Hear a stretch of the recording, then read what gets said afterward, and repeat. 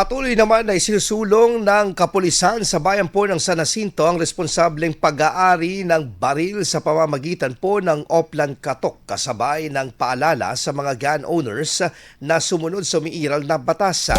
Sa pinakahuling isinagawang operasyon, isang baril na may pasong lisensya ang kusang isinuko sa San Jacinto Municipal Police Station or MPS upang ideposito habang inaayos ang mga kaukulang dokumento. Ayon sa pulisya, ang hakbang ay alinsunod sa Republic Act No. 10591 o ang batas na nagre-regulate sa pagmamay-ari at paggamit ng mga baril at bala.